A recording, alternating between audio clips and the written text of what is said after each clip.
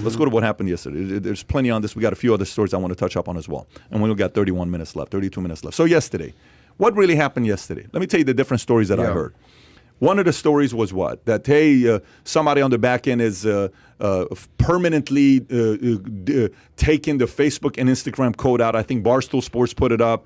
Some Twitter account, Academy, put it up. And some of these other guys put it up. I mean, these are verified accounts. These are not like regular accounts that they put it up. And that went viral, and that got a lot of views saying maybe Facebook and Instagram is permanently gone. And people are texting me, what's going to happen if this thing's permanently gone? And Twitter posted a tweet, which was hilarious. What did Twitter say? It says, we welcome all of you, something like that. Kai, see if you can find that Twitter tweet. They capitalized on this a lot yesterday. As they should. Yeah, as they should. They said, hello, literally everyone. It got 3.2 million likes, 773,000 retweets. So one of them is, okay, somebody hacked and they destroyed the code, whatever. Okay, so that's not the case. Another one is China was involved, okay, and because of what happened to 60 Minutes, and so China's coming out and saying, hey, you guys better, whatever. Okay, so that's that part. The one that was very interesting that to me really got me thinking was the following one. There was a group of people that said Facebook did this. Facebook did this to themselves. Why would Facebook do this to themselves? Facebook went and cleaned house with everything they had because of what happened a week ago with Apple coming out and saying we're going to take you off the platform with Facebook and Instagram. Apple just announced that a week ago. And a week later, you come out and you do this. Maybe they took it down and they went, destroyed, who knows, a bunch of these pages on the back end and took a bunch of the things out and some of the stuff that you can actually go see to clean up their name. Because it was down for quite a few hours. It wasn't like 6 hours. It wasn't like 30 minutes. Yeah. So it could be an internal thing that happened.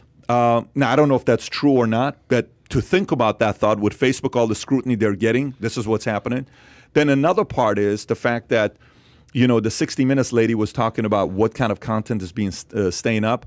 Another story was the fact that Facebook helped Trump with election, and they don't want Facebook to have the kind of power in the next election because they have so much power in getting somebody elected. So if there's control on mainstream media, the left's only threat is what they don't have control over, which is Facebook, and Mark Zuckerberg is not a yes guy.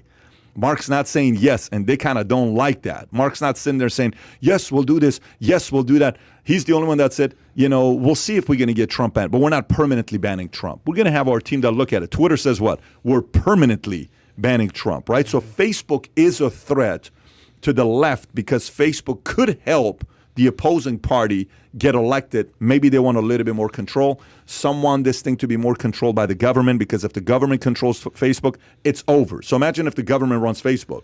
Would you want that? So anyways, that's some of the stuff I've heard. I'll leave it up to you guys. Gerard, what do you think happened yesterday based on some of the articles you read? I don't want to get crazy into conspiracies here, but I think it's very, very, the timing of things is very, very curious. It's becoming more and more difficult for me to consider coincidences over the last 18 months to 2 years.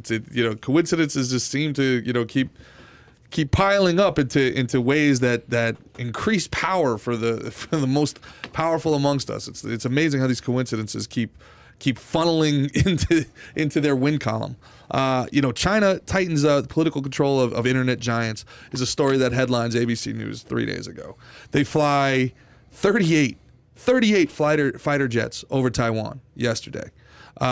There's a leak with CNN on CNN about Facebook, and then Facebook goes down. Snapchat goes down.